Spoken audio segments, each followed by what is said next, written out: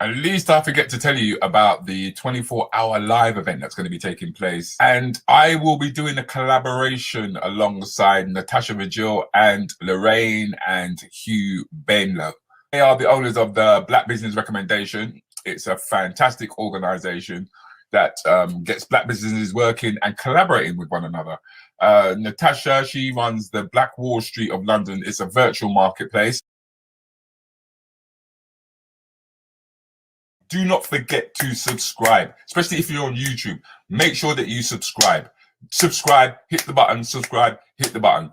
If you're on Facebook, make sure that you like the page. By you liking the page, you will receive your notifications, whether you're in YouTube or whether you are, of course, in Facebook.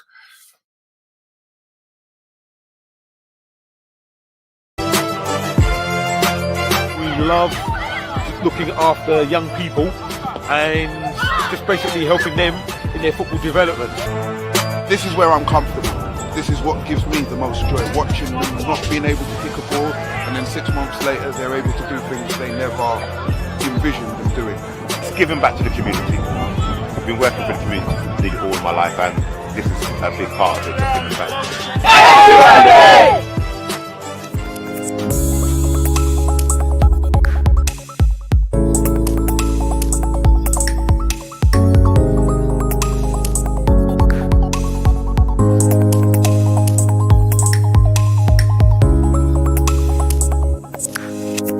15 minutes with DJ Countryman and Rudi Lickwood. Saturday morning mayhem. Morning, darling. Hey everyone.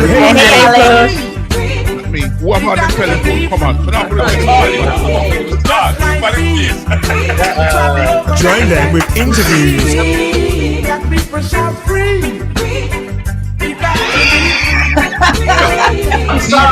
There's no formula there, that's what I'm saying.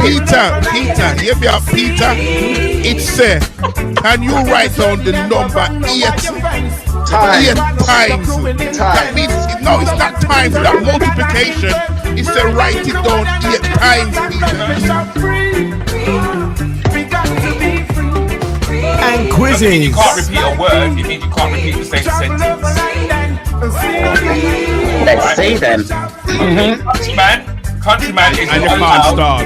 Countryman, yeah, and you're not allowed to stalk him. I'm going to ring a bell in a moment. Okay, and I'm going to leave the room. And the conversation will take place. You married? I am not. You ever had an affair? I haven't. You haven't? I haven't. You did say it twice. You did. I did. Yeah. Well, you shouldn't ask me the same question twice. I agree. The same question shouldn't be asked twice. You did. A few people are saying he did. Wait, hold on. I feel, you know what? There's a lot of bitterness in here, yeah. And I know where the bitterness is. I know where the bitterness is coming. Bitter. He says in the chat. You're bitter. 15 minutes with Rudi Lickwood and DJ Countryman. Saturday mornings, gonna be the same again. Incredible.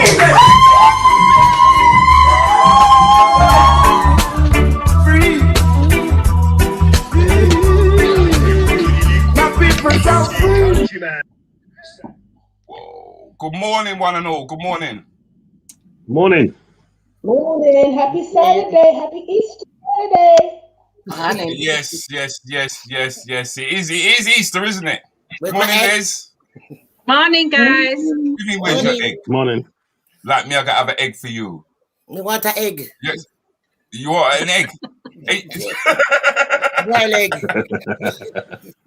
Are you meant to be giving out eggs? With me? Yeah. No. I did hot cross Come on, buns this year. Hot cross buns. I gave 70 out to my village. Are you for real?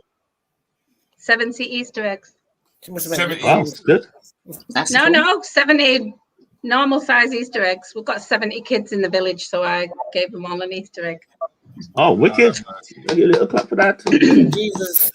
So I've got to be up early tomorrow to go and chalk on the pavement an Easter hunt trail. Oh, Lord. Okay. Did you actually hide the eggs? No, because it's COVID, obviously, the people that are participating each house are putting a basket of goodies out at the gate, and then I'll do a chalk trail on 2 streets, and then there's a lucky dip where they pick out a ticket, and it's a rabbit's foot, and it'll be blank or it'll say win, and then they can pick a prize if they pick. It's like a little raffle when they get to my house as well, but there's also chocolate bunnies in there that they can take. So what, Countryman, you've been giving out Easter eggs or something? He'll say Easter eggs. No, he's been giving that. He's the bun. He's the bun. Have you been giving out Easter eggs, Countryman? To the We can't hear grandkids you. them. To the grandkids them. Bruv. To the grandkids them.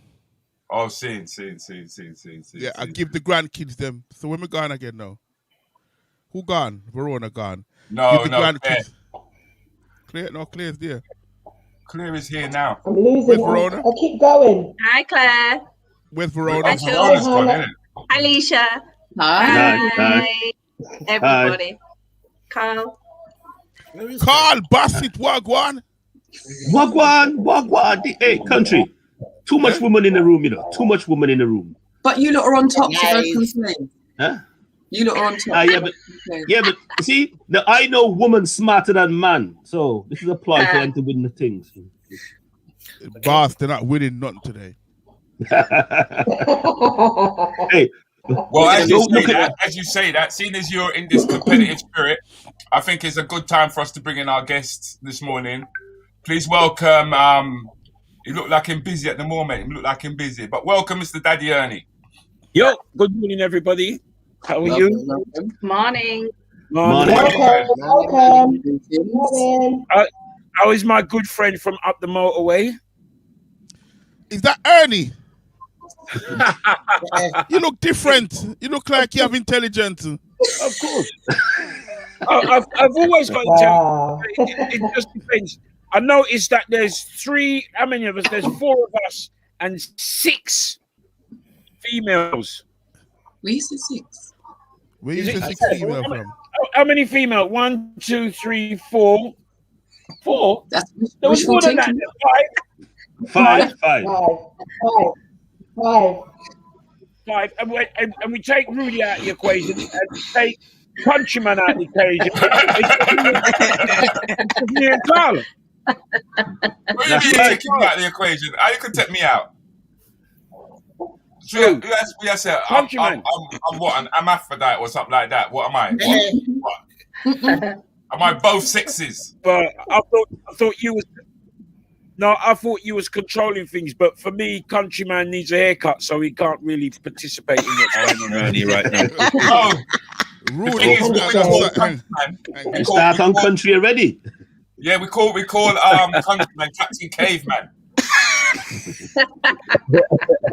He's here again. So, Ernie, why do you think I need a haircut? Yo. Well, last time I saw you, you looked very hard to get you off of my phone quick, man. I was frightened. No. Can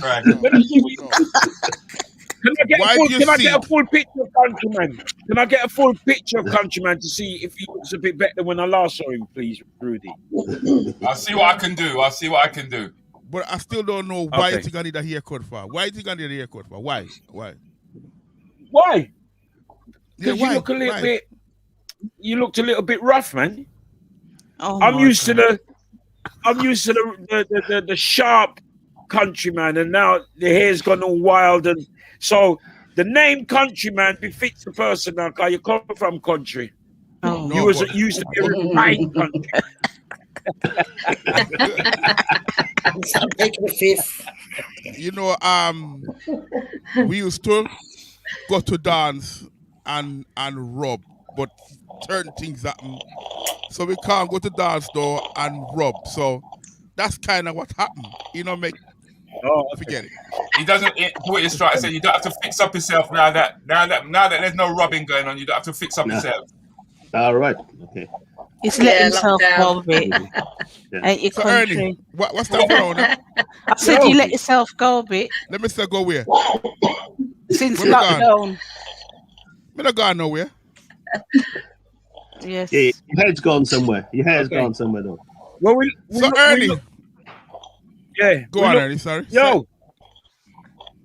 We look forward to seeing the rather debonair countryman coming back out when Boris says we can come back out. We look forward to that because I know you're a Clark act, but what's that word? Debonair. Debonums?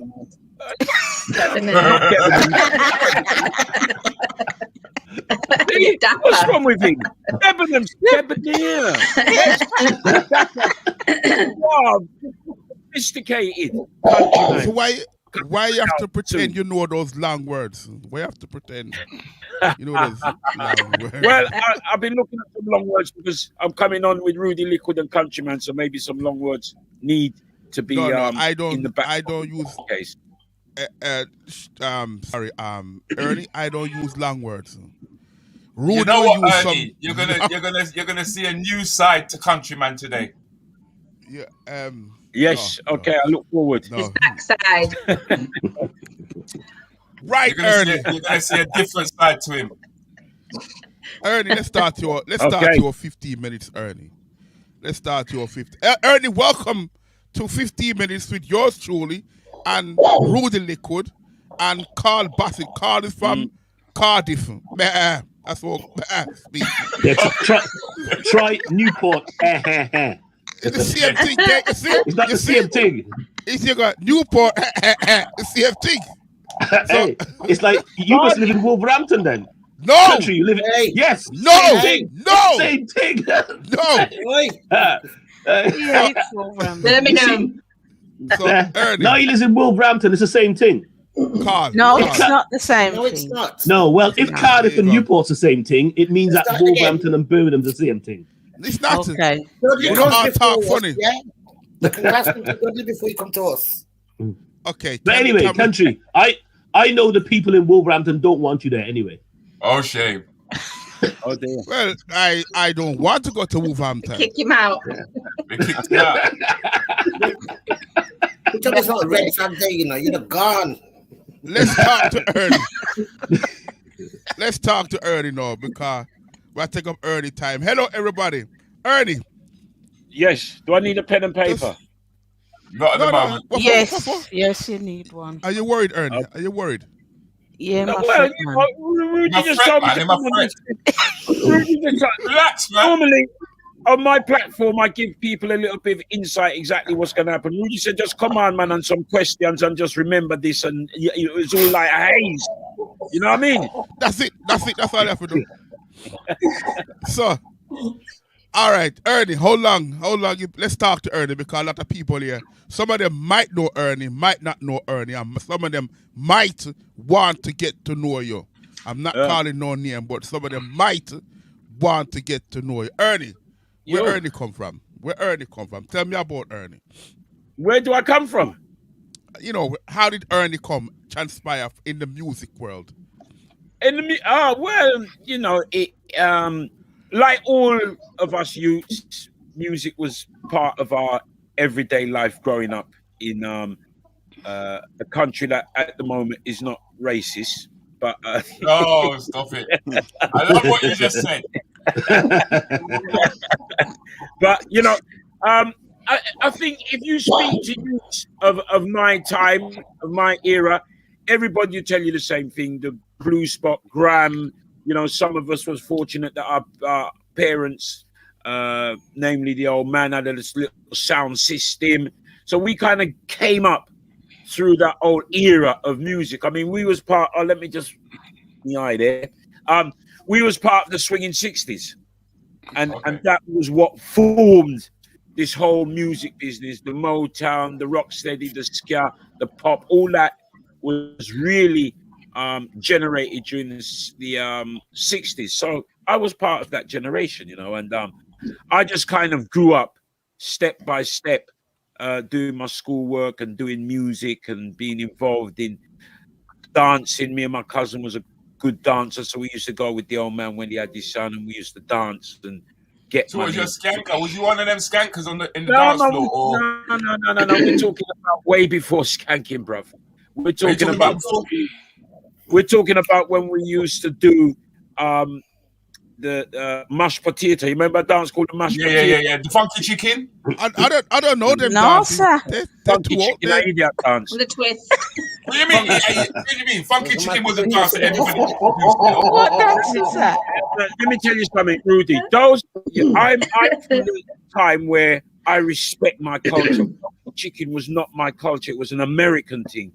And even now, I don't really transpire. The only thing that I've transpired to, as far as American thing is concerned, with is Motown, because Motown was an era that will never ever be repeated. But all their funky chicken and I had an afro, and I had some curly waves and all them business there, right? But I really stuck to. So we had the twist.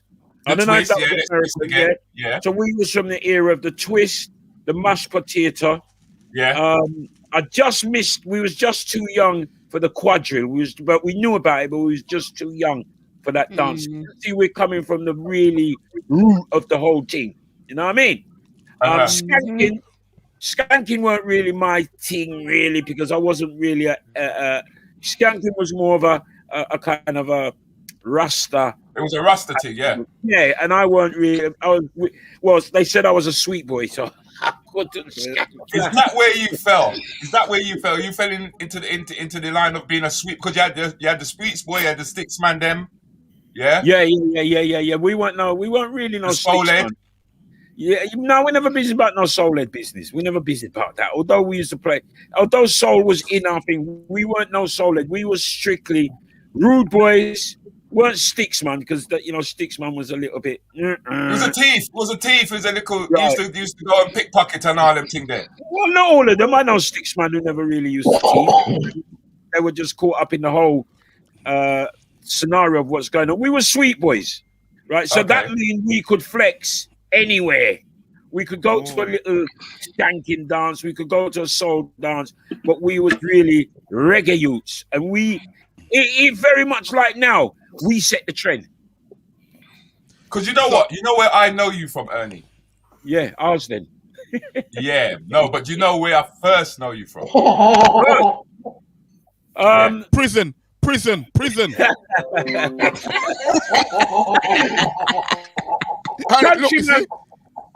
Country, we're not all like you know. Come on, Ernie.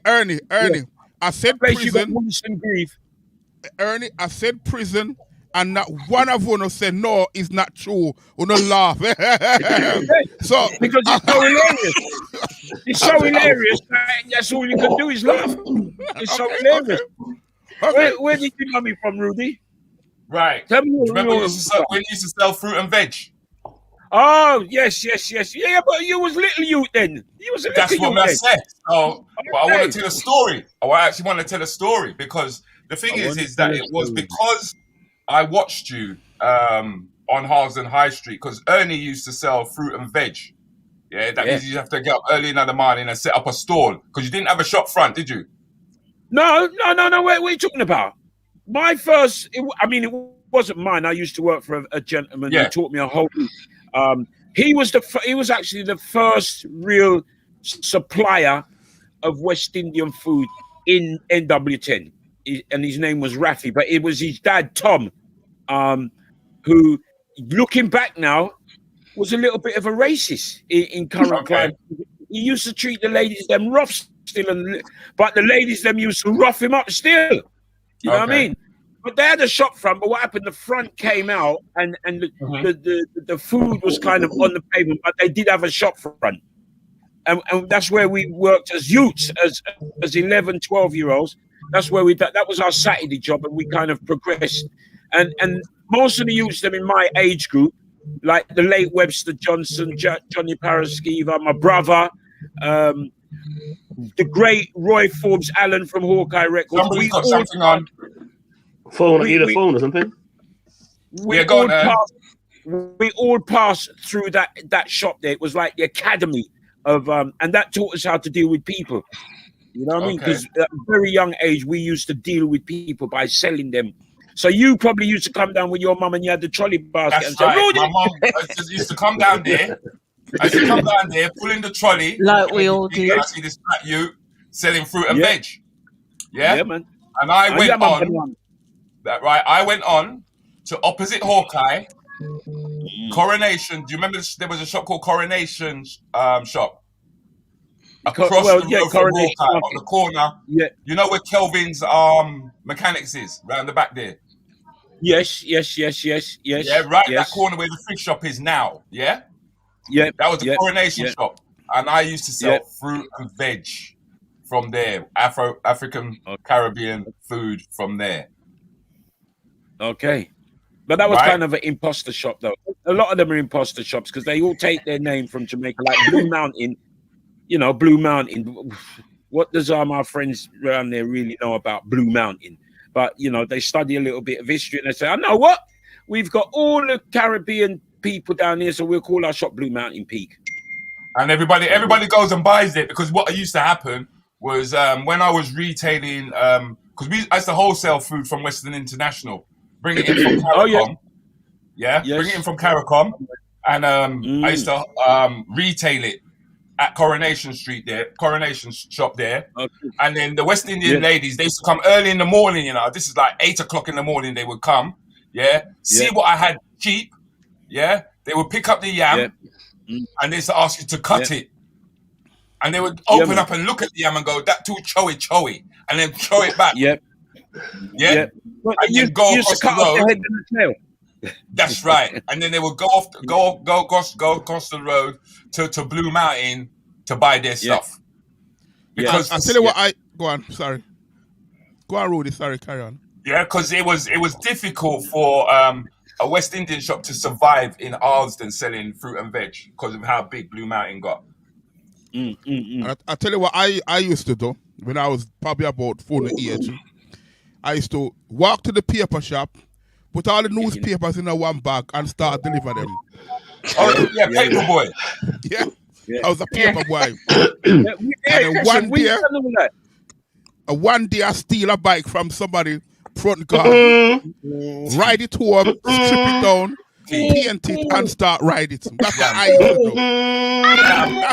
used to do. That's what I used to do. That's a typical bushman thing. And enough bike we thief and ride, me tell you straight.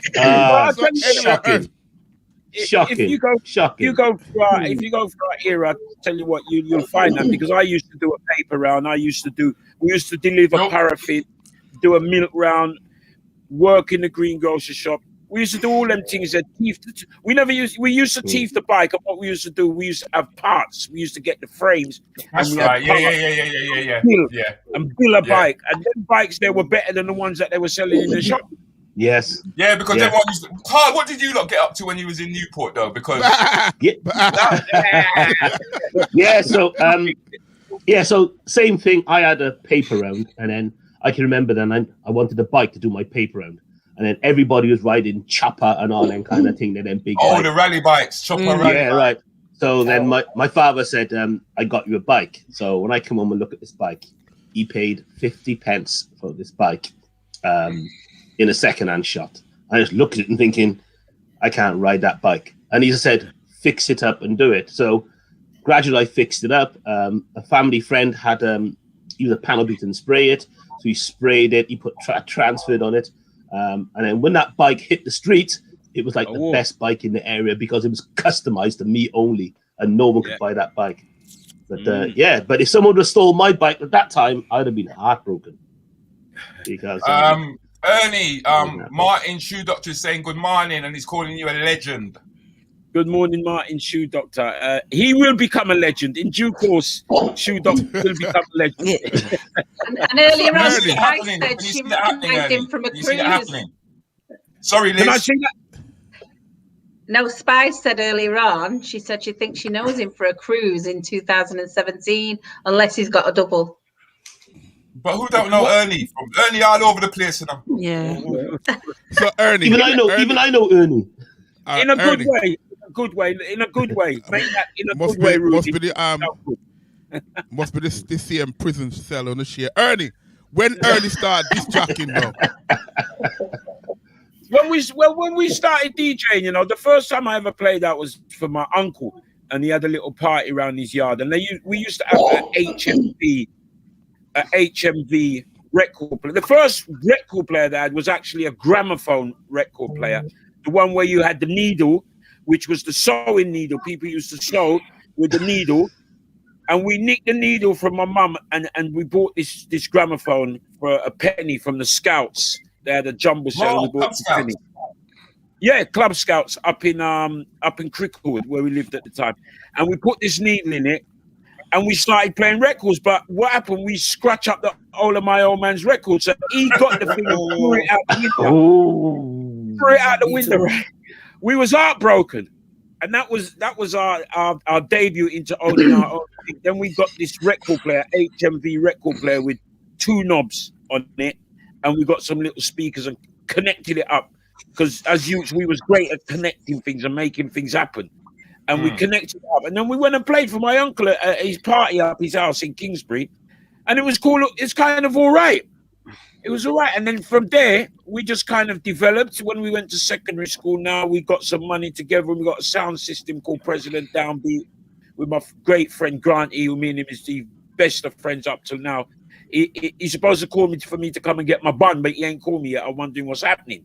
Guys, a beer guy from Weekend Bond. You know what I mean? So we got together with my brother and that, and we got our first sound system, President Downbeat, and from there it was just kind of history, you know. Step by step, Hawkeye Records came about in the early 80s. You know, like I say, Roy Forbes Allen, the great Roy Forbes Allen, who I known from I was about 12 at the greengrocer shop. He was when we talk about entrepreneur, he was the original entrepreneur, you know. And very humble as well. A lot of people don't know that he's got a whole heap of letters behind his name. You see him down Olsen High Street and in his shop and all that, his business. A man who's got enough letters behind his name, qualified accountant. He was the first one. What's funny? No, nothing like you. Nothing like you. What's funny is that you're supposed to be you're supposed to have a degree in English, isn't it? That's funny. May I have a degree in English? English. The list can go on and on and on. But like anyway, carry on, Ernie, because it's not about me. English. Don't mind them, Ernie. Hey. You know, there is a question I'd like to ask just for a second, and that is, ladies, you've just now heard Ernie talking about doing the milk round, doing the paper round, working in the groceries. What did you do? I worked in a market and I worked in a florist. Yeah, first I didn't do I've got anything. the thing on the top of my cupboard that I bought my first pay packet with. I worked at a florist called Dingley's in Altrincham, and my cousin was a manager. So every Saturday I'd come home on the bus with loads of flowers that were going to be thrown away. But I bought a little foal, a China Bezic foal from Rackham's, which is opposite the shop where I worked. Florist, yeah. Mm-hmm. So what did you do? Any sort of? What was your first wage packet? It was probably about £12 for the Saturday's work. Wow. Like in the 80s. Wow. Quid. You get more than me. You know my first wage packet? One of my earliest wage packets was £22.50. Well, I'm going to tell you my first in the brown envelope where you count the notes. We're talking YTS scheme here, you know. Wow, YTS. My first wage packet was £5.43 after tax. Wow. £5.43. Long time ago. Yes, we used to do a lot of £5.43. I'm telling you. We used to do holy. It's good. It's so great. Ernie, back to you now. Yo. So you're DJ now, and you tell me your DJ career. Well, not me. Tell us your DJ highlights of your DJ. Well, my DJ career. Oh, now we be here all day long because I've been very fortunate. You know, we like I say, Hawkeye is most of these record shops that used to be around in that time through the 80s and the 90s, and to a certain part of the Hawkeye Records was the center point. We used to supply everybody, all the dub vendors, the Blacker Dreads, the Supertones, the Body Music. We used to supply all of them with music because he used to bring in all the latest tunes them from Jamaica, import all the latest 7-inches. He had the biggest importation of 7-inch singles probably in the history of what's going on. People's come afterwards and that, but Hawkeye was the catalyst. And we was there. You know, myself and Jerry was at the front of Hawkeye Record Shop. And we was there when it all started. So we kind of got, there was a gentleman by the name of Tim who had a sound called Rima Sound, and we kind of changed Rima Sound to become Hawkeye. We kind of put the Hawkeye emblem on the front of his sound. And we had a great time. Red Frank and all them people there. People don't really know them people. But no, I know Red Frank. I know Red Frank. Yeah, well, no, you'll know Red Frank. A couple of the late, but he was a bit of a character around Northwest. And my friend Norman and Leary and all of us, we got this Hawkeye. And it was kind of a real kind of family sound, like of which I was the head. I was the selector and getting the music and everything. Because it was first of all, it was like house parties, isn't it? Yeah, we used to do house parties and we used to go like Barry Island and play down Barry Island. We done Tavistock Girls Netball Team and Wales. Yeah, we used to come Barry Island regular. Actually, that was regular. And from then, when we was at Hawkeye, the radio career kind of kicked in. Tim Westwood used to work for a station called LWR. And he said to me, "Why didn't you come over there and do a show?" Man. Yeah, and I said, "No, man, I got radio." I said, "No, I mean, sound system, man." He said, "Nah, come on." We went over there, and a gentleman by the name of Zach, who come from Ghana, and his brother Fuzzy D. By then, they were running the station, and he said, "Yeah, man, do 5. Do I think it was 3 days at that time, a reggae program, and we built this thing called the Reggae Squad, which was me, Zach, and Fuzzy D, which represented LWR, and then that's where the radio career kicked in from there.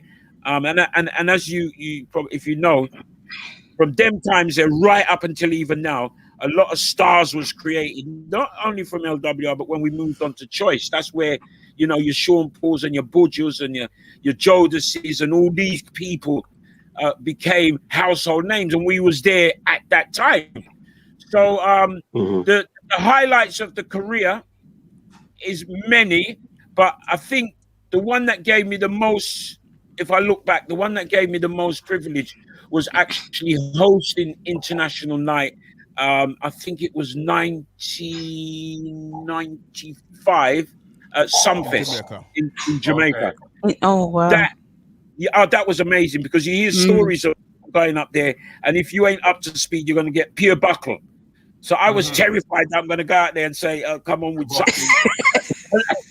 Pure buckle.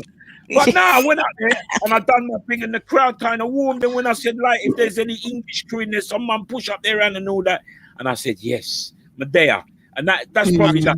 Apart from meeting all the artists and all that of our childhood and interviewing him, that one particular moment really stands out in a career that spanned 50 years. Ernie, you know that 95 where you got some fest? Yeah. I'm sure I was there. Yeah. And I'm sure that my camera then. I had a camera then.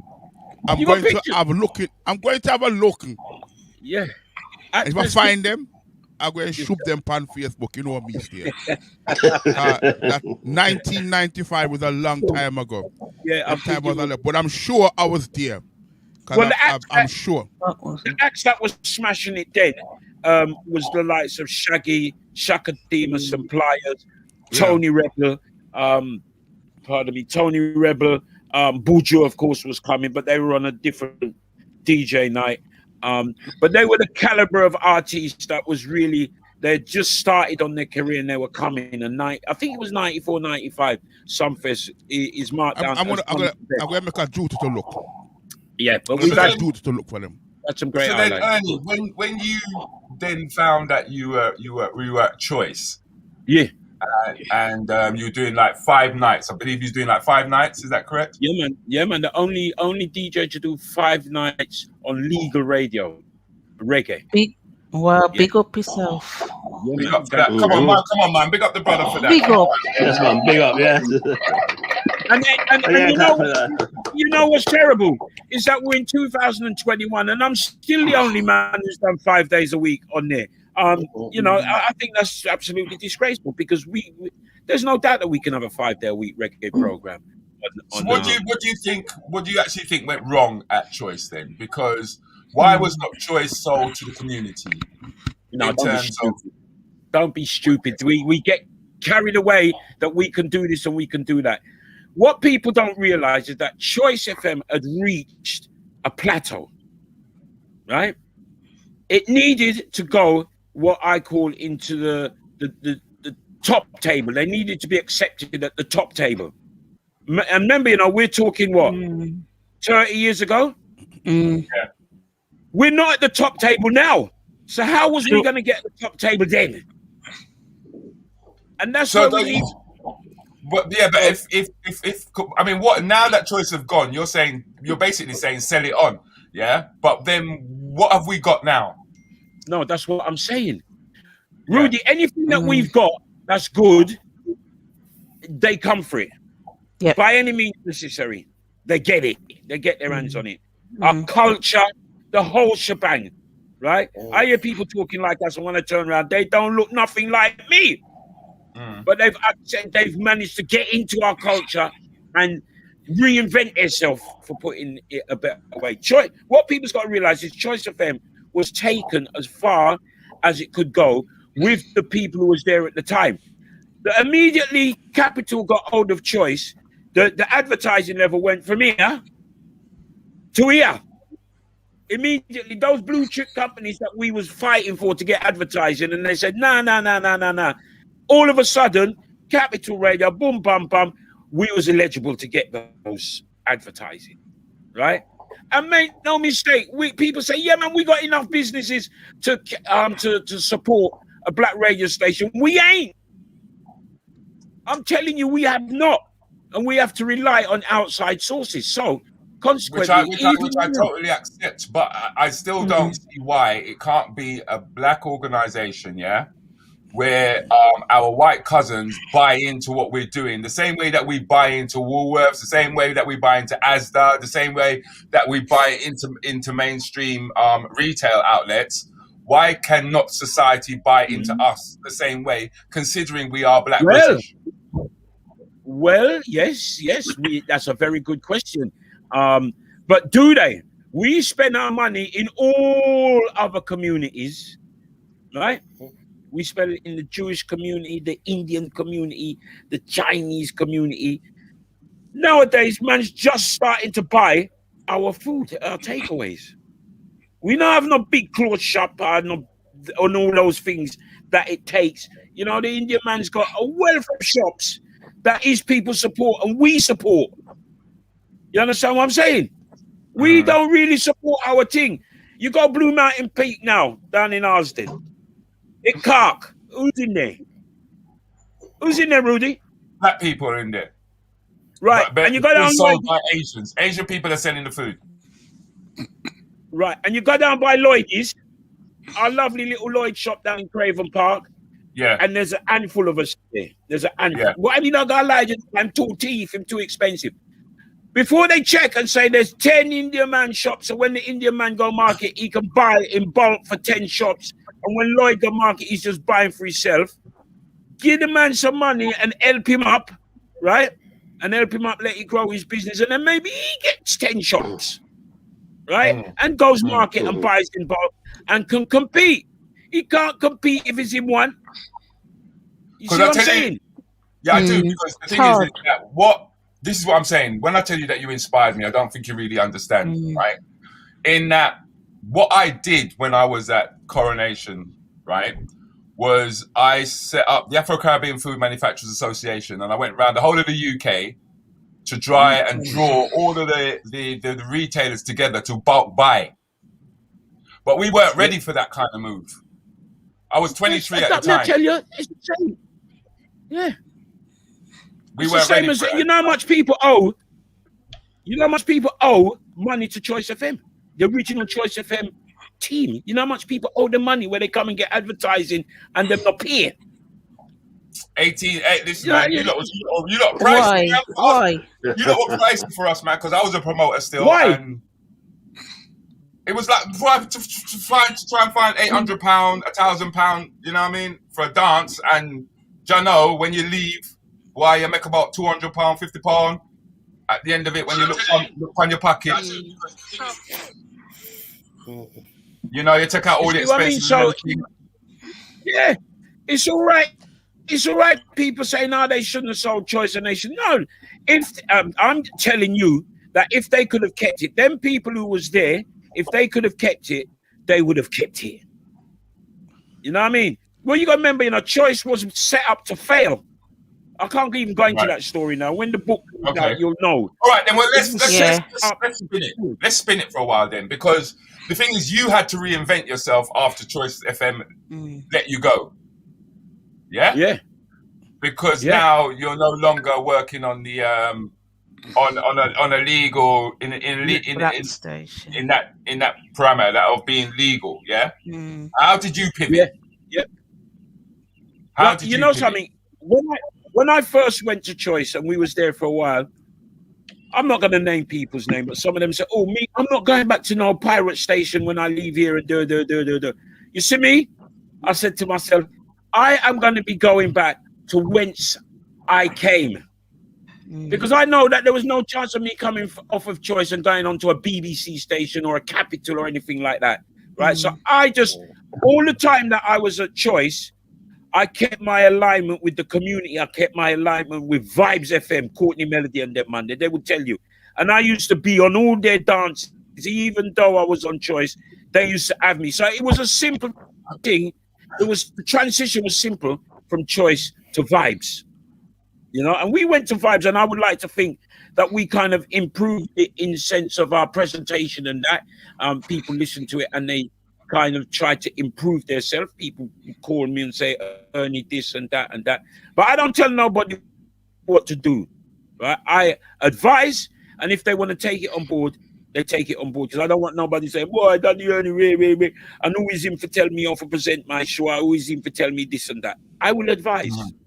But right? Ernie, yo. Sorry, you say I must cut my hair. Yeah, so you but you don't have to. No, but you say I must cut my hair. But you don't have to. All right, then that's it. No, so Ernie, advise you.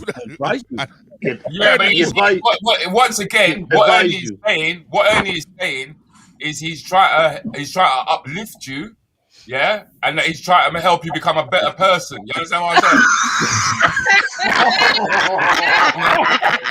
saying? I'm trying to help you out. What's that person? Hang on. What's that person? He's saying to you that you're 10 times better than that. And he's saying to you that he shows you that through example is what he's saying. That's nice. Who's that person? He's saying he's trying to show you that through example. That's not me, though. That's not me. That's my twin brother. Steven Gerrard. Steven Gerrard. That's my twin brother. So Ernie, that was not all that you did. There's that only was not all one that of you you. did, because you also went into presenting and hosting as a presenter down at the Tabernacle, where you started interviewing various artists, if I'm correct. All right. Yeah, we done a rise with my friend Rima and Michelle Matheson, she was at the Beeb at the time. I do believe she's probably at ITV now. Rima has been an activist in the community from years. I've known Rima for years, and he had an organization. I think it might have been the Pan-African something, but I'm not 100% sure. I forgot. And every May bank holiday, he used to come on the show, and I used to interview him, and they used to keep big things up in Brixton and all that. So, and we got together, and along with a few others, and we started a rise, which was very much like what we're doing now, but it was in a live setting in the Tabernacle. And we had some great, we had the Jamaican High Commissioner on there. We had David Harewood on there, Levi Roots we've had on there, and many, many others. And you see, what happens is that when we get in our own because this thing you see behind me is the fixture list, which is our new football program that we have on Friday nights. When we get in our own surroundings, like how we are now, we can talk.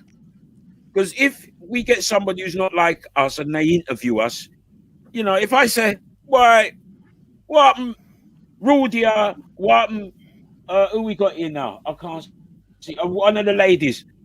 How much you pay for that yam and banana there? See, they ain't gonna them language. What we talking about? Them language. They all right, they're getting a little bit of it, you know, they're getting a little bit of it, but you know, but when we're on our format on our thing now, like what we are, we're reasoning, we're talking, and we can understand. And if somebody who don't look like us come on, we can understand as well. You know what I mean? So it's a whole different ball game now, and with the advent of the Internet. Online and technology, yeah, it's opened up a whole can of worms because people can come on and say what they want now. You know what I mean? So some people are getting a bit nervous. But you embraced it, Ernie. You embraced it, and you started doing interviews from Jamaica. Yes. Well, that was all part of it, you know. That's all part of the when we was a radio presenter. That was all part of it, because you can't have somebody like Beres or Dennis Brown, God rest his soul, and Gregory and all these people playing their tunes, and you can't talk to them. And when they come into town, you have to talk to them. I was on 5 days a week, so they have to come and see me, whatever happens. The mother comes to me because I'm on 5 days a week, and I'm the man. I'm making sure, even though we had other presenters who's on radio, I always said that if I'm on 5 days a week and man's on 1 day a week and he's outdoing me, then I'm not worth the position. So I made sure that I was worth my position for the 5 days a week. I made sure that anybody who come into the country have to stop it on Super Jam. So it enabled me to have access to a whole heap of people, and you know, we became friends. A lot of the artists, we became friends. So if I call them and say we're doing a rise and they're in town, they're going to come and do a rise. And that's how the whole thing developed. You know, you got to work. We come from a era where hard work, that's what we deal with, hard work. Our parents say, you have to be 10 times better than your counterpart, right? Who don't look like you. So we make sure if we can't reach 10, we reach 8.5, which is good enough. You know what I'm saying? So we had access to a lot of people. Sorry to cut you. It's interesting that you say that, because you talk about all these artists and everything that you was able to embrace because of the position that you hold, right? And I was talking with Countryman Thursday night, and the question that came up was, if you had the opportunity, right, to play music at any of these artists, I'm going to put up a set of artists on the screen in a moment. Yeah, we would like to know which artist you really would have chosen to play at their wedding. Yeah, but before you do that, before you do that, we have a question for the panel. Yeah, and that is, can you name the artists? Beres Hammond. Yeah. Dennis, Whitney. Ronix. Bob Marley. Jimmy Cliff. Garnet Silk. Whitney Houston. Roy. John Holmes. Marcia Griffiths. One missing. One. There's two. John Holmes and Whitney. One more. You right. Jimmy Cliff, didn't I? You one more. Oh, is that BT? Bitty McLean, and there's another Bitty one. Jimmy McLean, yeah. Bitty. No, Jimmy Whitney. Cliff, Jimmy Cliff. I said Jimmy Cliff. No, He's not on there. Who's in the middle? That's U-Roy. Can't see that.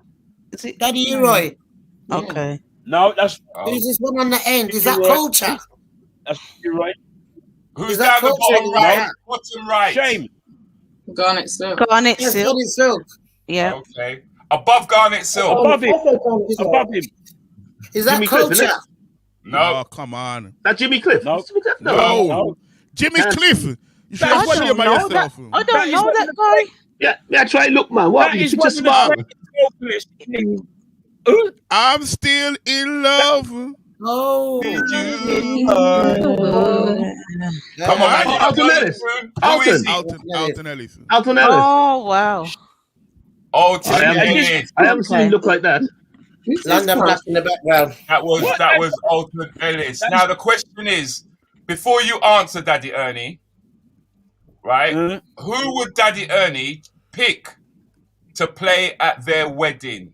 Yeah? Out of all these artists, you decide in your mind at the moment, Daddy Ernie, of all these artists, you've got to all pick one who Daddy Ernie is more likely to say he would want to play at their wedding. We'll start off with Carl. That's a tough one, really. I mean, I was thinking Beres or Bob Marley, so you got to pick one. Bob Marley. Bob Marley. All right, Carl says Bob. Natural? I would say Alton Ellis. Alton Ellis. Okay, Shugs? I'll go for John Oates or Uri. You got to only pick one. Uri. Uri. Who's that in the middle? Who's that in the middle? Who's that one in the middle? Oh, Big Youth. Sorry. That's Big Youth. That's Big Youth. That's Big Youth. Dave, even I got lick out on that one. I thought it was Uri. How do you know? Yeah, I thought it was Uri. I honestly did. They look alike. You know that. Yeah? All right, then. So can I change it? Who? Who did you pick? Marcia Griffiths. Marcia. Okay. Liz? The lady in the white. Whitney. Yeah. You guys for Whitney? The white? The lady in the No, white. Whitney, that's Marcia. That's Marcia. Okay, and finally, Verona? I said Marcia, but you Beres. didn't hear me. I think Beres. Okay. Daddy, would you like to tell us who you would have chosen and why? You know what? I would. That what you told is a hard question. It's a hard question, right? But I would have played. I would have loved to have played at Marcia Griffith's wedding if she got married. You picked the wrong one, Daddy, man. Daddy, you picked the wrong one. No, you know what? You know, Marcia is, if very much like Dennis Brown is our brothers from that era. Marcia Griffiths is our mum.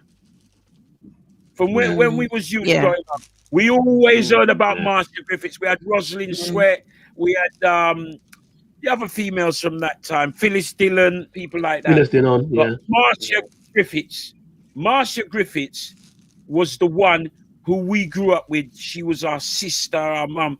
And when I met Marcia, I always thought that she was years older than because she sang older than her years. She sang older than her years. Yeah, she was singing from. She was a little girl, man. She couldn't be my mum because we're not far apart in age. She would have had to have me when she was 7 or 8 or something like that. We're not too far apart. That's possible. Today, that's possible. In today's society, that's possible, mate. Leave it out.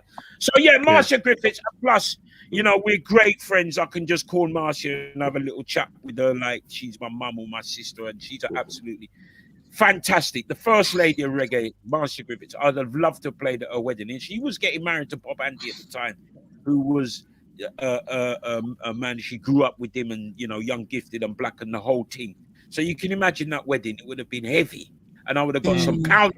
I'd have been paid in pounds, not Jamaican dollars. US, man, US. No, I'm not. I don't live in America. I live in England. But I'm pounds. That's right. When I go, if you really want to upset me, when I go to Jamaica, and you got a shop and you tell me US dollars. That is when you. Yeah. So annoying. Yeah, I don't like that as well. If it's 3 million Jamaican dollars, tell me it's 3 million Jamaican dollars. Don't tell me it's 200 US. US. Because I'm in Jamaica. I'm not in America. You know what I mean? But anyway, as we move. I'm a rebel. A question has just now come in. A question has just now come in for you, Ernie, from the panel, not from the panel, from the comments, and it's from Edward Forbes. Ernie, do you think our so-called community stations now have progressed from the days of Choice FM? Some of them has. I'm not going to name them. Obviously, name them, man. What are you talking about? No. Some of them. I think, you know what? Our friend Mikey Coos runs a very good tight ship over there on Unique. Okay. It's not for my... I mean, he would love me to come on his station. He would. It's not for my demographic. It's predominantly a little bit younger than me. Only a little bit, but it's younger than me. You know what I mean? But I think he runs a pretty tight ship. He's got his presenters them present in a certain way, and he makes sure that if you can't do that, then it's laters. He don't pull no punches. I agree with that. So he's one of them. I think over at Vibes as well, we've got quite a good tight ship. Courtney and Terry Don, they don't really take any prisoners. With the advent of technology, there's no reason why our stations shouldn't sound professional, because we can get the news. It's not like when we was in NW, our man's got cassette, putting in adverts with cassette or 8-track cassette and all them business there. We got technology now. We don't even the advert them just chip in at the right time. We got access to news. We can pull news down from Sky or BBC or everywhere. You know what I mean? So we can create our own professional setup, And let me just pull up what we got. I listen to some people on the radio. I'm not saying that I'm the greatest presenter, but I think I'm of a standard. I listen to some people presenting on the radio, and they're bigging up their brethren in the barbershop, right? And pun the corner and man pun the ends and all that. If you want to get an audience, that is not what you're supposed to be doing. You know what I'm saying? You're supposed to be presenting a show. So when I'm saying, yeah, man, big up Rudi Lickwood wrong panels and High Street and the barber shop and 2 man from off of the corner down a Fortune Gate Road. No. That don't work. When people's going down the dial, right, and they're going down the dial in their car or whatever, if they hear that and they don't recognize it, what do? Switch over, yeah. Exactly, because we have got is long gone are the days where you've got 3 stations. There's 203 stations. So a man just go like that. And when he hears what he wants to hear or what he can recognize, he stays there. You know what I mean? So that when we're doing that, that gives the enemy or whatever you want to call them the ammunition to say, oh, that lot over there ain't got a clue. What are you talking about? They don't know radio. We do. We have to listen and adapt. That's what I done. I used to listen to stations, Capital, Radio 1, Chiltern, Radio 201 in Reading, and here are they presenting their show and adapt. Let me give you, we're going to be on here all day long. But anyway. No, what we're going to do is we knew that this would happen. We actually knew that this would happen. Is that we're actually going to come off Facebook in a moment, and we're going to switch over to YouTube for about a good 10 minutes or so, where we will have a few quiz questions with Daddy Ernie. But in the meantime, before we do that, I want to give everybody the opportunity to understand why we actually asked you your opinion on radio as it is today. Just give me a second. Let me see if I can find this file. Let me give you a simple scenario, right? This is how radio, for a better word, professional radio work. You have an ad break. It's worked out that the ad break mustn't be more than 3.5 minutes long on any given professional station, so to say, right? Because they say that is the span of an individual that they can take the adverts before they switch off or they start doing something else. So what you got to do is make sure when you come out of that ad break, you come out with what? Something going to capture him. A heavy tune. Something that's going to really grab the public. Exactly. come out with a familiar tune, a hit tune, right? You don't come out with the latest Vibes Cartel that you only knows. I've had 3 minutes of advert, then he plays a record I don't know. Boom! You come out with arguments like, I can't wait till the morning come. I might say, yeah, man, I know that Sanchez, I can't wait, one of my favorite tunes. And you got them, they're there because it's only a short span. That's how they measure the radio. That's how they measure, they got a thing called Rager. And that's how they measure how people listen. That's how they get their listening figures. It ain't somebody who listens the whole day to Capital. It's a given segment, right? So with that given segment, it's mapped out. So you come out of ad break with a hit song, then you'll come out with an A-list song, which is a hit song. Then you come out maybe with a B or a C-list song, which is familiar, and you build it and go down. There's no part. I was talking to my missus yesterday. She said, I was listening to so-and-so. He played a couple of tunes. I've never heard them in my life. And he was saying they were big tunes. I mean, my missus is the same age as me, and she's been clubs and she knows music. You know what I mean? She said he played 2 tunes. I've never heard them in my life. By the time he got to the 1.5, she was gone. And this is what people say. And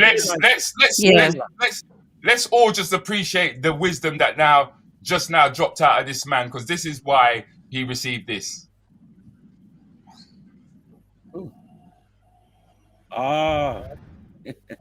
Next up, we have tributes from the family and friends of the legend Daddy Ernie. How you doing? I'm Andre Harriott. I am a member of the British R&B band Damage. But more to the point, for this, I am also Daddy Ernie's son. So I'd like to acknowledge you, Dad, for the Legendary Music Award. How amazing, long overdue. I'm sure there's many artists, many reggae artists globally who can attribute much of their success to the ground that you broke in playing their music here on Choice FM specifically, and in every venue that you've DJ'd in, the hundreds of thousands of places. We really appreciate you, and well done. Many more to come. Respect.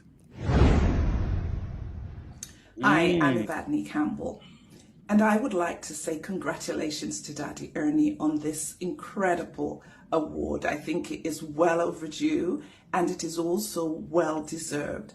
Now, I heard of Ernie when I was a fledgling DJ in Gloucestershire, presenting reggae music, and Daddy Ernie and Choice FM were just legendary and iconic to people like myself.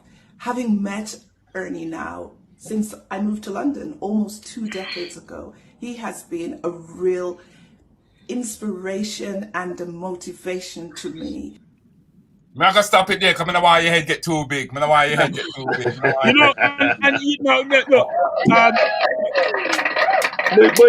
Boy. Respect, I mean, Carl down in Wales should know Evadne, because Evadne comes from Gloucestershire.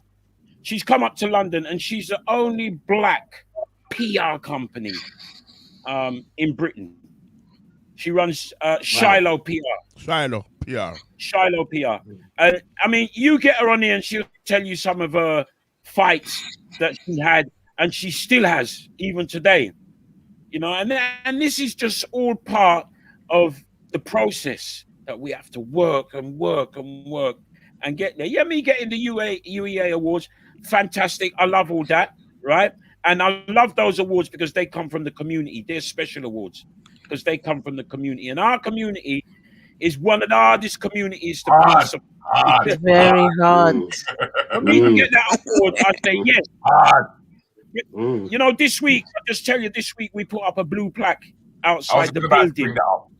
Oh, okay. Before you bring up the blue plaque, I'd like to do that 3-minute thing that you just now mentioned as we switch from Facebook to YouTube. So could everybody please say goodbye to Facebook? Say goodbye. Bye, Facebook. Bye, Facebook. Bye.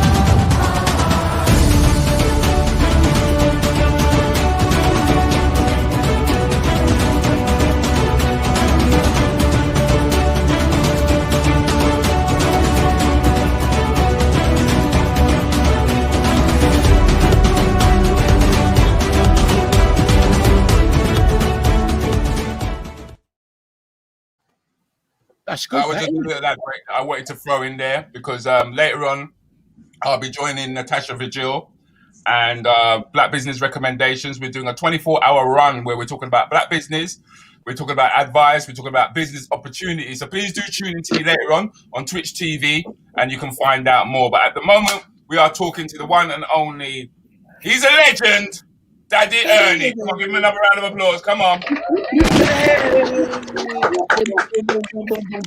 So Ernie. In fact, Ernie, Yeah, I got a question for Ernie, you're Ernie. so big. We're going to give you an explosion.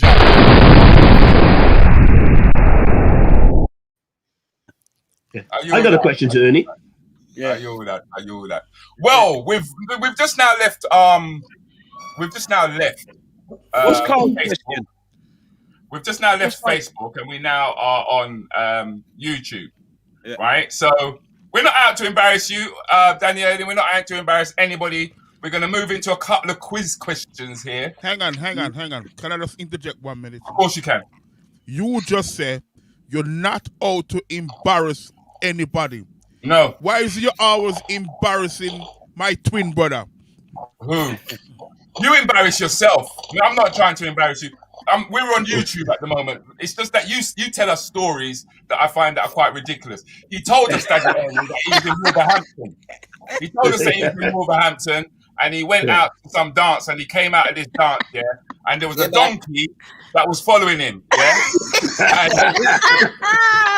he didn't know, he had no idea what the donkey wanted at the time, But it's the kind of story this brother just tell us, You know, anybody on YouTube listening, please just say hi. Just say hi. Hi.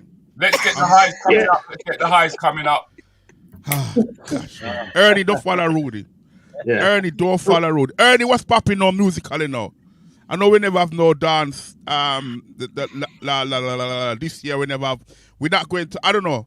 But what's popping now dance wise? What we got? Anything coming up? Yes, no. No, I mean, we've got the big. We're hoping to go to lower stuff. I think you're involved in that one day. With our great friend Orlando. You're not involved in that? End of July? I think it's the Soul and Reggae Weekender that we used to do in Hailing Island. Oh, yeah. I think there's been some conversation.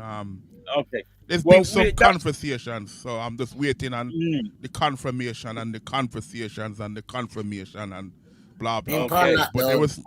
In other words, Ernie, them they invite him. There was a conversation. He's waiting for the memo. There was a conversation held last week, to be precise. Okay. Let's shift this up a gear. Ernie, what I want you to do, right, is I want you to read what you see as quickly as you can. Well, that's what I want you to do. I want you to read what you see as quickly as you can, right? And we're going to see how fast you do it and how fast everybody else can do it. All right? Are you ready? Do I read it out loud? You read what you see. Are you ready? Go. Yep. Yellow, blue, orange, black, red, green, purple, yellow, red, orange, green, black, blue, red, purple. No. Yeah. Hold on. Read what you see. No. You did that right. That was good. No, it never. No. That was good. It was good. It sounded good, but no. No. What? I should have said read what you see. Mm-hmm. Yes. Yeah, I think you stumbled on the yellow. Purple. Blue. You said blue. I couldn't see the bottom one. I had that thing in the way. What Ernie said yellow, blue, orange, black, red, green, purple, yellow, red, orange, green, black, blue, red, purple. Wrong, and wrong. Wrong. It was wrong. I'm just saying it's wrong. Rudy, take it down, please. Well, I never saw that green, blue, and orange at the bottom. That weren't even there. Yes, the comment thing was in the way. Give it to Carlo. Okay, No. we'll give it to Carl. Give it to Carl. Come on, Carl. Come on, Carl. Come on, Carl. What are you picking on me for? What are you picking on me for? Read what you see as quickly as you can.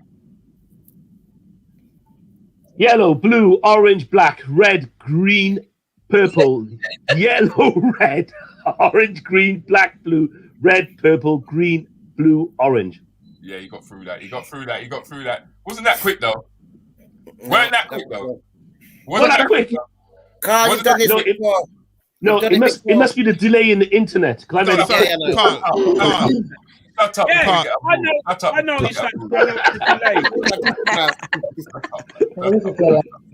Verona, read what you see as quickly as you can, right? You got it, bro.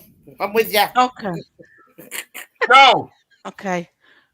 Yellow, blue, orange, green, red, green, purple, yellow, red, orange. Hold on.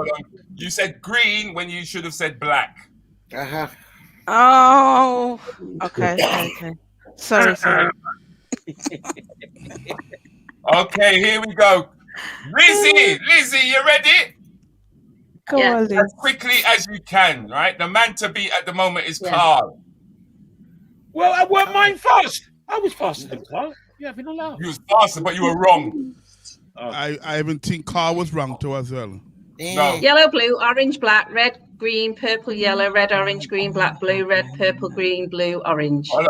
Oh dear. That's good. She got through that. She skipped through that. I would say that Liz is now in the lead. Yeah. Liz is definitely in the lead. No. Did you get one wrong? Yeah. Did you get one wrong? Knock her out when you're ready as quickly as you can. You get one wrong.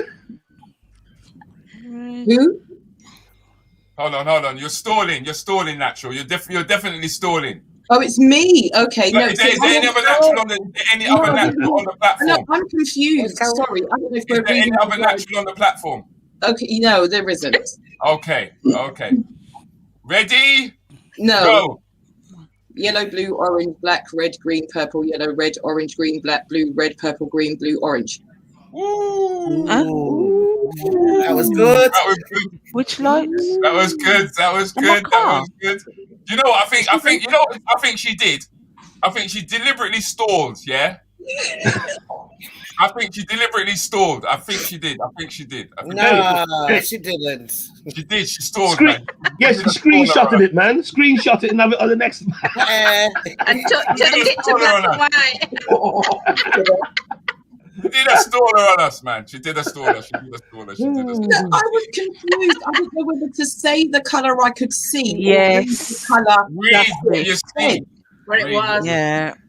So in that case, we've all done it wrong because I'm seeing the colours, not reading the words. Thank you. Yes. Thank you, Natural. Yes. That's what I'm saying. Read what you see. No, it's the But then colours I did that it wrong. No, it's the colours that you. What is the right one, though? The right one is the first color. Put up the first color, please, Rudi. Put up the picture again, please. Red. What you see, red. Yeah, red, I see yellow, the colour red, but blue. I read the word yellow. No, it's It's yellow. the color you see. It's the No, color it you is see. yellow, blue, orange, black, red, green. It's not. Yeah, you've got to read It's the red. words. It's because the colour confuses you. It's not. It's the color you see first.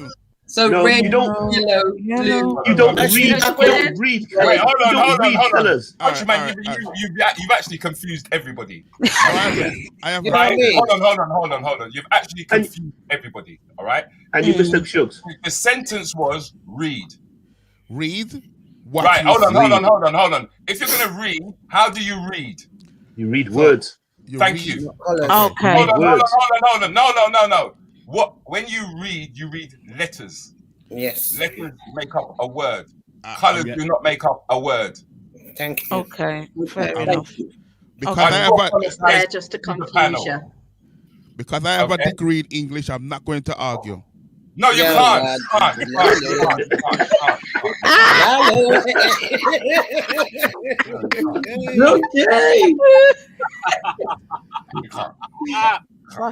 Ernie, what's funny, Ernie? The degree that you got, countryman, ain't worth nothing. That's why nobody don't recognize it. Ernie, what's funny, Ernie? Come on, Ernie, man. He Come on, bought it. Ernie. He bought it. Show He that bought picture it. again, Rudy. Rudy, show that He picture. bought it off the internet. Not that one, not that one. The one before. The one before.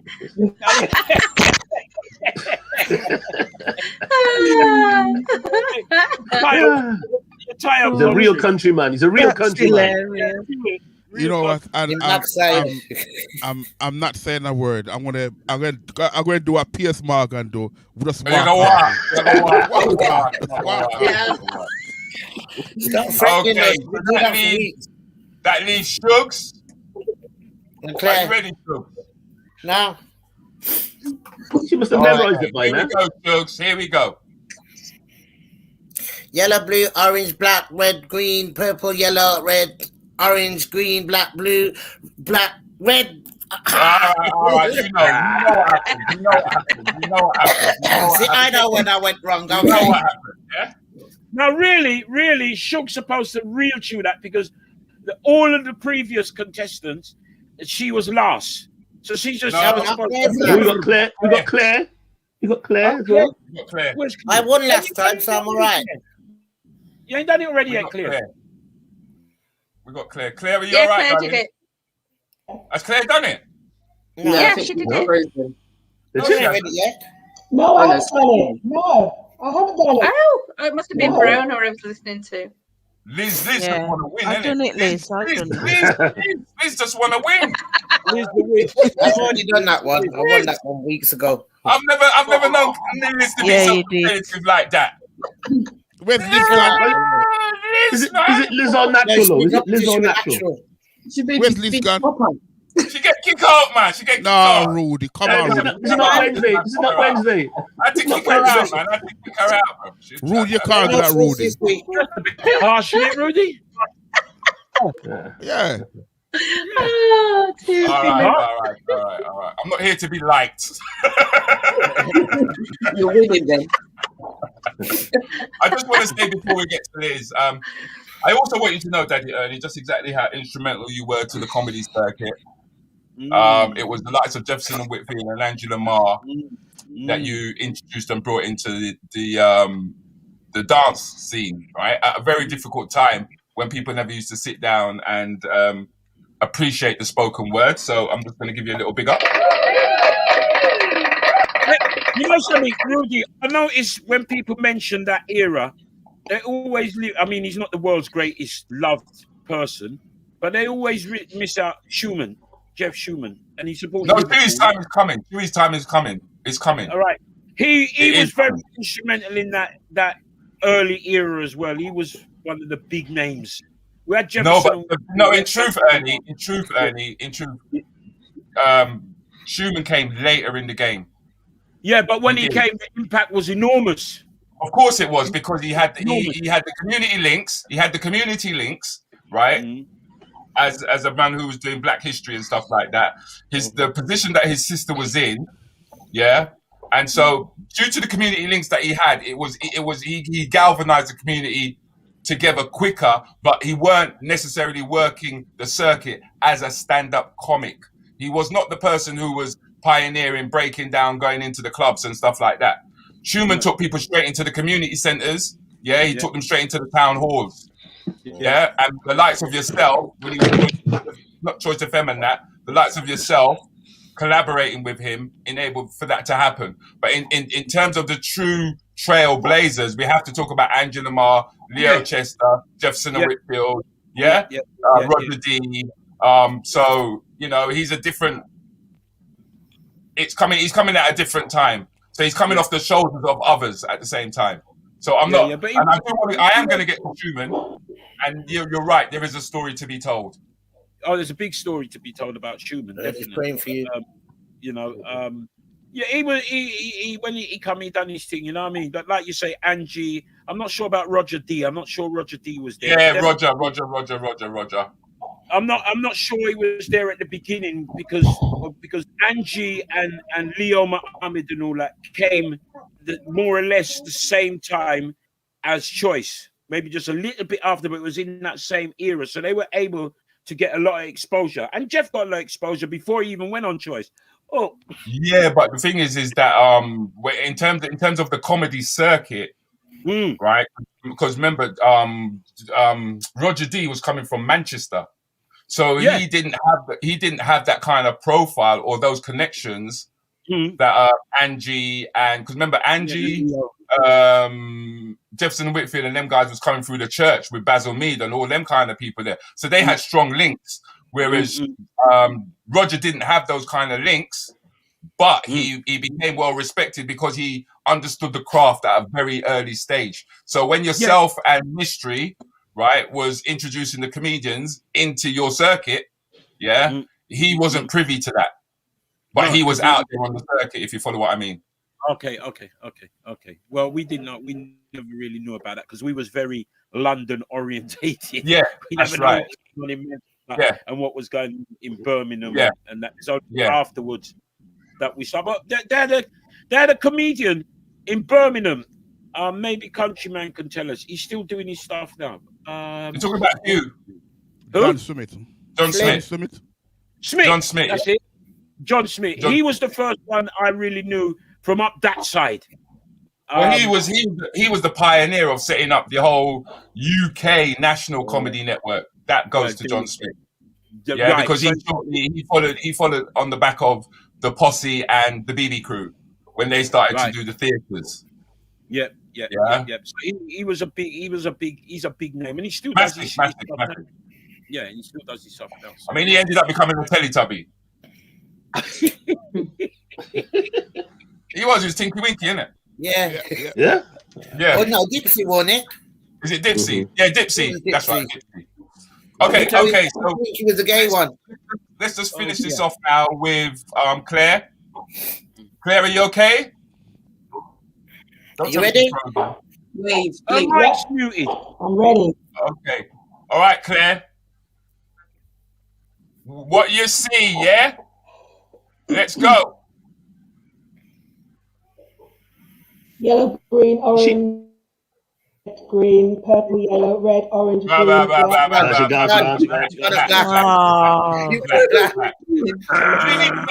Second line down. Messed up. You never even get down to the second line. I messed up. Don't worry, we all messed up. Blame country, and he messed it up today. The blame country. Ladies and gentlemen, thank you very much this morning. I think we've had a great show. How do you guys feel about that? Love it. That's good. Brilliant show as usual. That's all I want to know. Who won? Yeah. Who won? You see the two of them. I'm kicking out the two rats.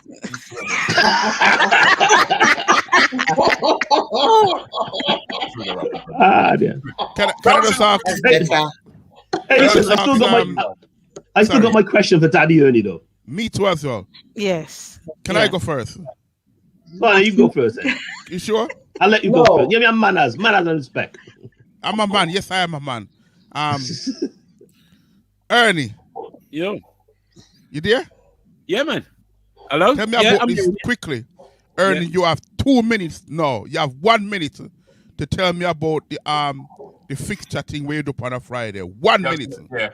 Right. The 1 minute fixture starting list now. Fixture list is myself, Rodney Hines from The Voice, Eddie Nestor from BBC, and Robert Ranks for me of One Extra. We talk about football and all racial issues. Last night we had John Barnes on there. It was fantastic. It's only supposed to go on for an hour and a half. It went on for nearly 2 hours, and it's on Younger TV. You can see it on Younger TV on Saturday mornings when you lot are on. On Sky TV 261, I think it is. And it's just this week we got Andy Cole on there on Friday night, and Watty Jr. and they're super fans, and Robert White, they're super fans. It's going from strength to strength. People are loving it, and once again, it's a platform talking about football, things that we do. Okay, so can they actually watch that online? Can they watch it online as well, Ernie? Yes, it's on Facebook and it's on YouTube. 9 o'clock fixture list on Friday nights, and I normally put up the links on my Facebook page, and I normally send it out within my groups and people can share it and things like that. Countryman always gets the link, so he should know about it. So yeah, it's just a lot of people talking to us about different things about getting it into Africa and all that. So all of a sudden we've done this football thing, and people are really gravitating it because people can just come on there and speak. We had Troy Townsend on there last night again, and the Dark Destroyer, Sean Wallace, and they can just speak like how we're speaking now, with nobody saying when they get too close to the bone, we ain't got no one saying, "Oh, we've got to go to an ad break now. Oh, we'll see you soon, John." Nah, man, just talk, and people are loving it. You know what I mean? So it's good. Yeah, man, it's right. So I hope you guys heard that. If you really want to get, not if you really want, make sure that you go on Daddy Ernie's page, okay, and you can pick up the information in terms of when the fixture list is out. It's both on Facebook and it's also on YouTube. Carl, you did have a question you wanted to ask. Yeah, so Daddy Ernie, we talked about back in the days and the things you used to do, and we used to get a lot of sound systems coming down to Wales, the Barry, like you said, putting on dances in halls and enjoying a day at the beach and all that kind of stuff. But that sort of fizzled out, sort of thing. And I just thought, is that a sort of thing that you would want to do again, or can you see that kind of thing coming back, or can we see us all just go into new directions now and just doing weekenders and festivals? Well, obviously it's progress, but people still do those coach trips. I know people who do coach trips, and they just, Friday night they just organize it and say we're going down to Margate, and people just drive. You know what I mean? People drive their car and go down there. Yes, they organize. You see, what happened with the coach thing is that the coach companies started getting greedy. They started charging some ridiculous money that the sums didn't add up. Choice FM used to charge. No, but Choice FM used to charge like 50 quid for a weekender. Hello? Because they used to get the volume. If you're not getting the volume, Choice used to take 30 coaches to Great Yarmouth. Right? Oh, my nose is closing. If you don't get that, if you get 10, then the sums don't work out. Choice was fortunate that they had the platform and they could advertise it and get that amount of people. But for your ordinary man who's doing a coach trip, a man's telling you, here, what we want 700 for a 50-seater coach, your price has to go up accordingly. And once again, you see, you just hit on the nail there, Rudi. Boy, them charge too much. You know what I mean? So we got to work these things out. I mean, when we come out of what's going on now, right? It's going to be hell, because me and Countryman used to play up at Royal Lounge all the time. If they come along and say that we can only have 500 people in Royal Lounge, hello? It ain't happening. Because if Royal Lounge is going to charge the same amount of money as they were charging last year, right? It ain't going to happen, because nobody ain't going to make no money out of it. You see what I'm saying? So, and if you put it up from 20 to 30, people ain't seeing the expense to make up the difference. All they're going to see is £30. And why the money I charge? You know what I mean? Ernie, remember say Coach Ernie? Remember Coach gone up to us, Everything's gone up. Everything is going to go up. A simple thing. I went in the paper shop the other day and I buy the Daily Fail, right? Because they're a racist paper, and we know that they're racist. So we need to know what's going on in that paper. But I think the sports page on there is fantastic. I went in there and I give the man 90 pence. No, what did I give him? I give him 80 pence. I looked on it because it used to be 75, I looked on it and it was 80 pence. By stealth, it's gone up 5p. When you start looking at certain things, 5p here and a 10p here has gone on everything. Ladies, is your shopping bill gone up since last year? Yes, it's gone up. The price of yam gone up too as well. Everything, banana, bun, everything. Even the ginger gone up, so ginger expensive like anything. Cut down on the cost of the yam. You just yam it now, innit? You don't bother buying it. You just yam it.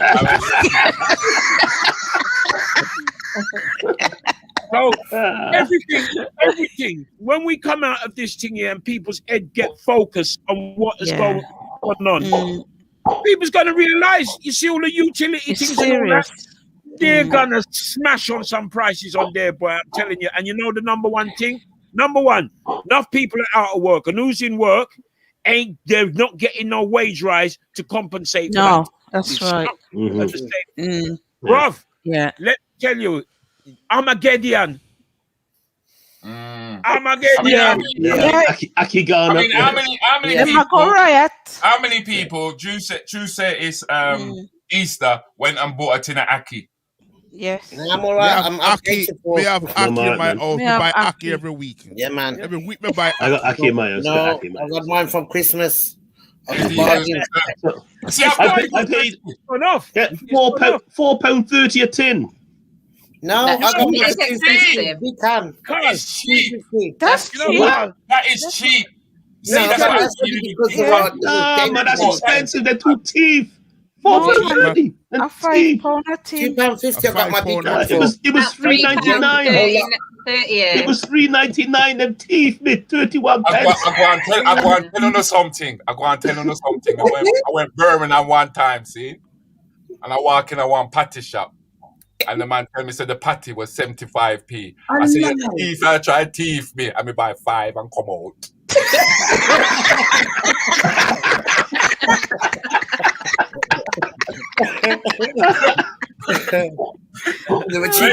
That's right.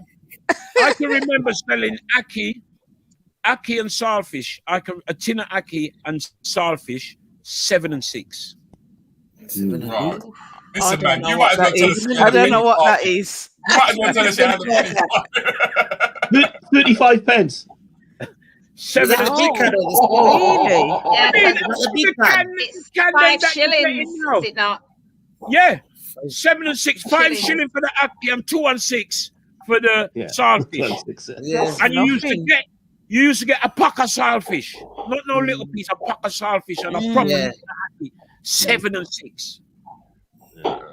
So when I got it looks like that, it's just outrageous. £5. So it looks like I got to buy Aki and then sell it all to you lot for a raise. If you're buying it at £5. It was when it's on bargain. For the longest time, it's been £5. You buy when it's on bargain. Yes, but the thing about it, Aki at £4.30 is where? Tesco. Wales. Tesco. Wales, mate, not Tesco. Wales. No. I didn't say Wales. I didn't say Wales. No, but we can say Wales in London because it's not that price. Bristol.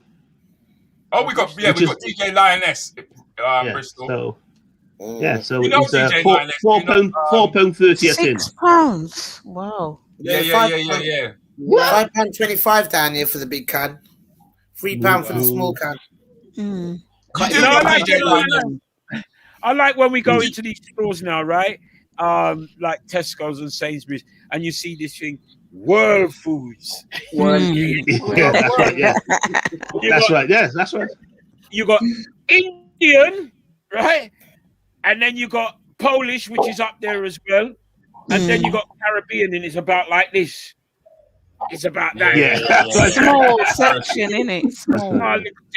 But at least we're in there, because years ago you go in them places there you ain't seen. You wouldn't get anything. That's right. That's true. You wouldn't get anything. So you know what I mean? I mean, Rudi spoke about the week about the village. We were talking about that in the community in the village, and a few months ago there was a shop in Cardiff who was selling Aki for like £3.20 a tin. So it just went around the community quick, and everybody just rushed down there and just buy it. £3.20 a tin. Man, get 3 tins for under £10. What? Cheap, man. Everything gets more expensive the more you go south, because condensed milk in Manchester is a lot cheaper than a condensed milk in Birmingham. Yeah. Well, how much is the condensed milk in Manchester? Get it for about 89p for the is it Sunrise? It's about not Nestle. Not Nestle. Yeah. No, not Nestle. It's the main brand. I'll grab it in actually. Carnation. Oh, Nestles. Oh, Nestle. Yeah, I think it must be Nestles then. Is Carnation condensed milk? No. No, not the carnation milk, the condensed milk, the thick sweet stuff that you put in your cornmeal porridge. Some people used to put on crackers. Yes, man. Cornmeal porridge. Or outdoor bread, man. I can remember Condensed milk and outdoor bread, man. That's it. Yeah. I don't know how you look from younger. You must be yardies. Rudi, nothing never used to sweeter. Nothing never used to sweeter when we was younger, right? Than a 2 slice of bread with condensed milk in the middle. Condensed milk, right? yes. Yes. Washed down with ginger beer or something. What? I'm telling you. Man used to go to bed. That's because black people didn't know they were poor. That's because they were poor. I was so poor. You know the Scots. You know when you used to get the box of it was Scots the oatmeal, the oats. Yeah, yeah. I was so poor that the man used to just disappear on the box. There was no point. Yeah, porridge oat. Well, you know, we survived. We survived. Yeah. Thanks to corned beef and corned beef fried dumpling. Turn kind rice. I had Scots porridge this morning for breakfast. Oh, I hate porridge. That's what I'm talking about. That's Nice. Listen, we're going to talk forever and ever and ever and ever and ever and ever. And we really do have to bring this to a close. It's your fault, Daddy Ernie. Normally we're out of here by 15:15, but Tuesday you come on, and everybody wants to talk to you. Rudi, when we I met your son back in the 90s when he was in the group Damage. I was you. He told me about you. I need to speak to you. They played at the Ritz. He told me about. I need to speak to you. In Manchester. He told me all about you. I need to speak to you. Rudi, get her number. I need to go and check her because he told me all about her. No, I didn't know it was his son. You know. Please, if you are in YouTube, could you please subscribe? Please subscribe. Share and like. It's important subscribe that you do so. No point in coming and seeing us and not subscribing and getting your notifications. Daddy Ernie, it has been a pleasure. Rudi, just before I go, right, can you tell them about the blue plaque? Because I want people to go around to Trinity Gardens when they're in South London and see that blue plaque. Hold on, slow down. Daddy Ernie, could you please tell them about the blue plaque? Okay, so when they disbanded Choice, a little while afterwards, I used to go around to Trinity Gardens when I go to Brixton, and it used to irate me that I used to drive past the building, and if you never knew, it's any other building. And that building is not just any other building. It's where Choice FM started broadcasting from in 1990. And I made it my plight, right, or whatever the right word is, to get a blue plaque on that building. And we managed, courtesy of Nubian Jack and the British Heritage Foundation, we managed to get that blue plaque on that building on Wednesday gone. We put the blue plaque up there. And it marks a significant period in Black history. That plaque will be up there. You can drive past and you can say, this is where Grandad Ernie used to broadcast from, and Papa Jigs and Martin G and Angie Greaves and Ed Nesta and Jeff Schulman and Calvin Francis. The list is endless, and who's gone on, many of them gone on to be household names. We needed that to be marked. Right, and it so happened that the building belongs to one of the board members who was on Choice. So it was very simple for us to get on there. And with the help of the community donated, some of us put some money in. We managed to raise the money to get the plaque up there. And the money that's left, which is £4,500, is going to the African Caribbean Leukemia Trust. Well so done. I feel very good about that. That plaque is up there. And people be able to go there and see that we had a black radio station in the UK. Yep. Big up yourself. Yes. That is amazing. And I if people is in the area, just go around and take some pictures and because it was us. We changed the landscape of radio. Well, anyone wants to think. The landscape of radio was changed in 1990, the 31st of March, when Choice FM came on. People can say what they want about Choice FM, but I know the impact that it had, right? And still has up until today. It still has an impact. When you hear them stations talking about we're family, They weren't family before we start talking about we was family. Them never know about them. And boom, and all them little catchphrases that we used to use. Booyaka became it went into the it actually went into the dictionary courtesy of dictionary and all these business dictionary courtesy of Ali G. Yes. Who nicked it from us? Well, he nicked it from Westwood, who nicked it from us. Right? But what we can say, one thing I can say about Westwood is a man, him coming out of the community and him stand up and him hear what I go on. Ali G, Sacha Cohen, Aaron Cohen, I never see my no dance, or nothing like that. Right? So he directly nicked it. Right? He nicked it like he did. Yeah, nick a whole heap of things from us.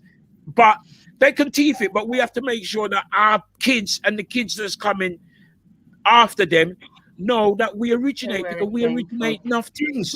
You have to tell them. You have to tell them and let them know. You know what I mean? Simple thing like fashion. Simple thing like fashion. So, you know, we were the fashion leaders, them tech with the fashion. The other day, I was walking down the road. I'm here a garnet silk, a thump out of car. When I look round, it weren't one of us. No, it was an Eastern European. I ain't got nothing against them. Okay. But the bass and that was coming out of there, and that's all us. That's all part of our DNA, our character. Yeah. So Ernie, Ernie, when we have your party next year or the year after, we're gonna have some serious bass. Oh, can't wait. Some serious what? Bass. Come on, some bass now. Bass. Wow. Wait, you think that Ernie just dash out bass? Yeah. Well, it means the organizer.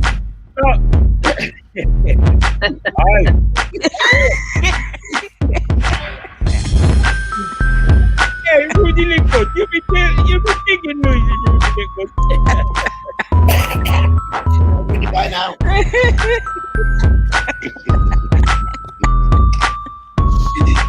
Yeah, all right, Rudi.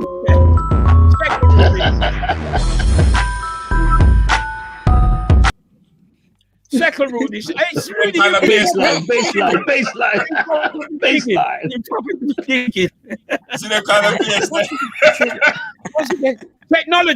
Technology. My little boy Ryan, he come round a couple of Christmases ago, and he had this thing on his phone. I said, "Boy, what's that?"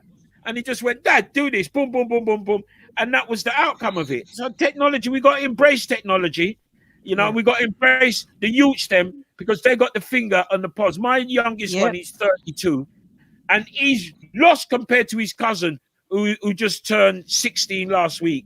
They're on a different level, and me personally, I love the youths them who's going on with a thing, and I can embrace with them, because what they got at their hand and what they can do with technology is phenomenal. It's phenomenal, and we got to embrace that, bro. We're going to get left. You know what I mean? Yeah, definitely. Yeah, we got to embrace that. So, yeah, man, we could be here all day long, but you know. Right. Thank you very much. Thank you very much. I have some bun and fried fish I got to eat, and yes. I have some soup. Me want make. Bun and cheese. Me want boil some soup, and you did a chat. What's right, ladies and gentlemen, could we all please say goodbye, or we're going to be here forever? Thank you very much. Bye. Bye. Bye. Weekend. Enjoy the break. Happy Guys, please hang around. Please hang around. Just give me 8 minutes, okay? Thank you very much for joining myself and Countryman. Countryman, would you like to say the last word, please? Bye. Because I want to go boil my soup.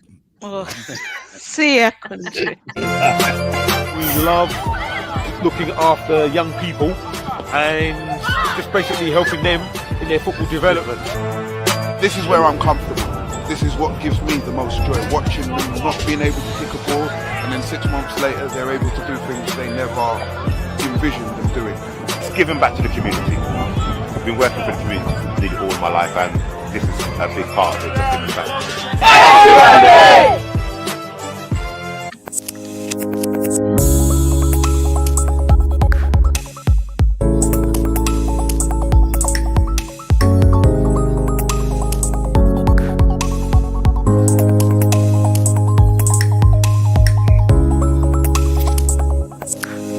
15 minutes with DJ Countryman and Rudi Lickwood. Saturday morning mayhem. Hey everyone. Hey Alex. What about the telephone? Come on. Join them with interviews.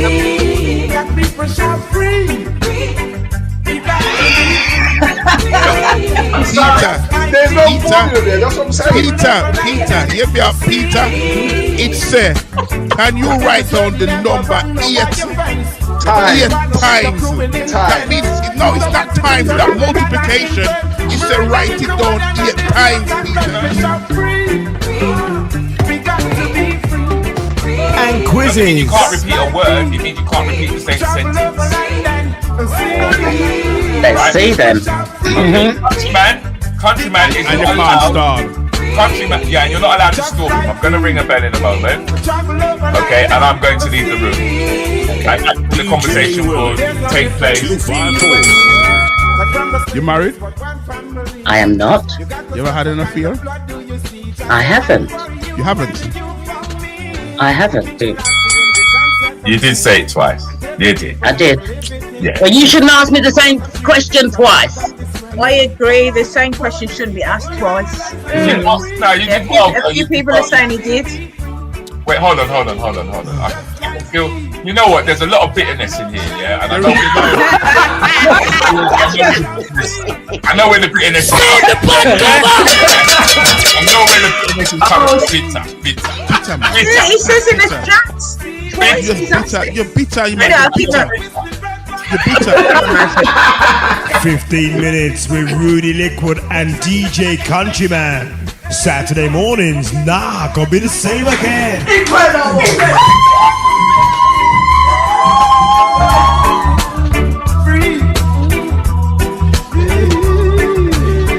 My people are free.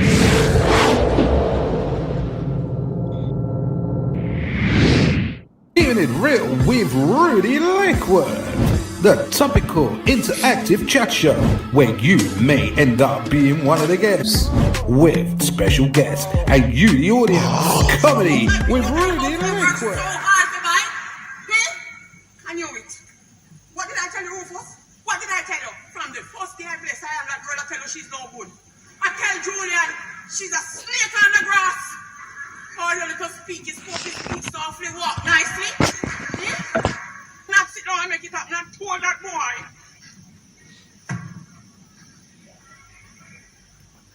This week, okay. Come out! You must be now, get up. Get up and come out. Come out! And don't come back. Don't forget, keeping it real with Rudi Lickwood.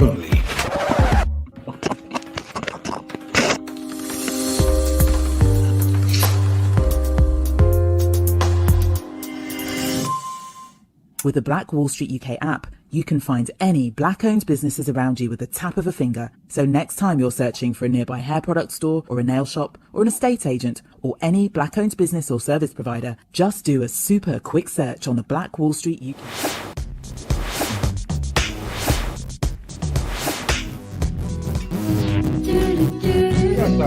When we go shopping, he carries the shopping bags. So you don't carry nothing? No, I just walk with my 2 hands free. Honestly, I don't know. We're running out of time. Wait. Time. Red card.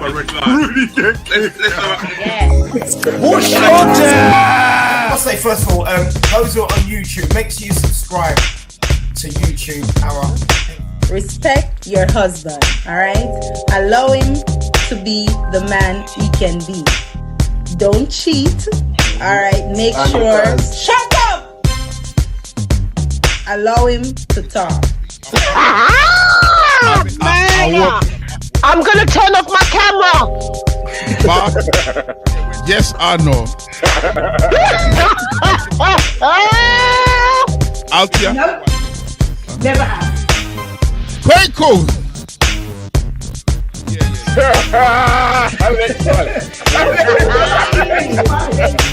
The question is, countryman, have you done it? Right. Okay. Some flags up there. Have you ever slept with one of your ex's friends? Rudi, have you? Does fingering count?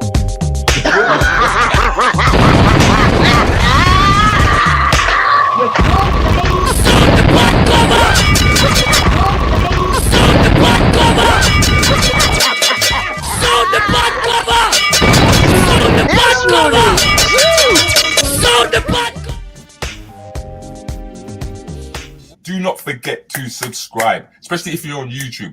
Make sure that you subscribe. Subscribe, hit the button, subscribe, hit the button. If you're on Facebook, make sure that you like the page. By you liking the page, you will receive your notifications, whether you're in YouTube or whether you are, of course, in Facebook.